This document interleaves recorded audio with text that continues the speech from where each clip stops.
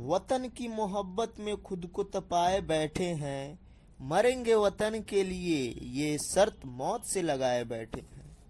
तो कैसे हो मेरे देश के जवानों।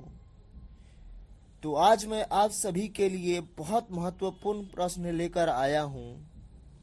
तो चलिए देर ना करते हुए प्रश्न की ओर बढ़ते हैं।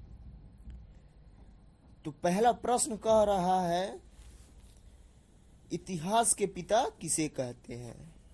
ये तो आपको पता होना चाहिए, इतिहास के पिता किसे कहते हैं। तो इतिहास के पिता हेरोडोटस को कहते हैं।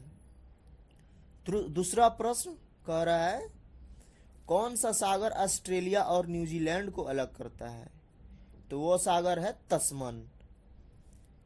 तीसरा प्रश्न कह रहा है, दक्षिणी ध्रुव के आसपास के इलाकों को क्या कहते हैं। उसको अंटार्कटिका कहते हैं। सहारा मरुस्थल अफ्रीका के किस भाग में है। उत्तरी भाग में है। उत्तर अफ्रीका इसका राइट आंसर हो जाएगा। 5 नंबर क्वेश्चन कह रहा है, पनामा नहर किन दो महासागरों को जोड़ती है। इसका इज राइट, प्रशांत और अटलांटिक, राइट आंसर। 6 नंबर प्रश्न कह रहा है, वह देश जहां से भूमध्य तथा मकर रेखा गुजरती है वो कौन सा देश है। तो वो हो जाएगा ब्राजील। ब्राजील से भूमध्य और मकर रेखा दोनों गुजरती है। 7वां प्रश्न कह रहा है, दुनिया का सबसे बड़ा रेगिस्तान कौन सा है। इसका राइट आंसर हो जाएगा सहारा रेगिस्तान। बहुत इंपॉर्टेंट है, वीवीआई कर लीजिए इसको।